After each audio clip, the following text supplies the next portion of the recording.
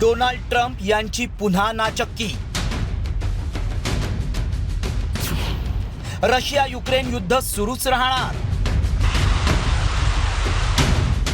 रूस युक्रेननं फेटाळला ट्रम्प यांचा प्रस्ताव। हे धमाके आहेत रशिया युक्रेन युद्धाचे। तब्बल 3 वर्षांपासून रशिया आणि युक्रेन युद्धानं धगधगतंय। त्यातच आता खुद्द अमेरिकेचे राष्ट्राध्यक्ष डोनाल्ड ट्रम्प यांनी मध्यस्थी करत रशिया युक्रेन युद्धाच्या शस्त्रसंधीची घोषणा केली। मात्र महासत्तेचा माज दाखवणारे ट्रम्प चांगलेच तोंडघशी पडलेत। रशिया युक्रेन युद्ध सुरूच राहणार असल्याचं पुतिन यांनी स्पष्ट केलंय। मात्र रशिया युक्रेनमध्ये शस्त्रसंधी न होण्यामागे नेमकी काय कारण आहे पाहूया। युक्रेननं डोनबास लुहान्स्कवरचा दावा सोडावा। युक्रेननं नाटोमध्ये सहभागी होऊ नये। युक्रेननं सैन्य दलाचा वापर मर्यादित करावा। युक्रेननं रशियन भाषिकांना संरक्षण द्यावं।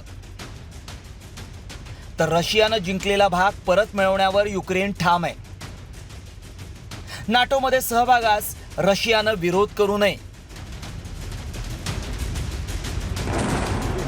रशिया आणि युक्रेन युद्धात भारतानं मध्यस्थीचा प्रयत्न केला। त्यानंतर दोन्ही देशांची चर्चा सुरू झाली।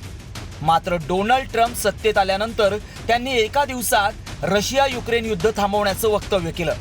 पुढे सौदी अरेबिया दौऱ्यात दोन्ही देशांशी चर्चा केली। ट्रम्प एवढ्यावरच थांबले नाहीत, तर त्यांनी पुतिन आणि झेलेन्स्कींशी चर्चा केल्यानंतर थेट शस्त्रसंधीची घोषणाच केली। मात्र रशिया त्यांच्या अटींवर ठाम आहे। त्यामुळे युद्ध सुरूच राहण्याचे स्पष्ट संकेत रशियानं दिलेत। आता तोंडघशी पडलेल्या ट्रम्प यांनी पुन्हा रशिया आणि युक्रेनला युद्ध थांबवण्याचं आवाहन केलंय। My little conversation with a nice gentleman named Vladimir Putin, but we had a good talk, and I think that progress is being made. 5,000 young soldiers are being killed every single week on average. Can you believe 5,000?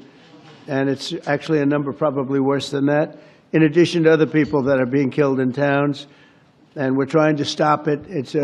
It's a bloodbath.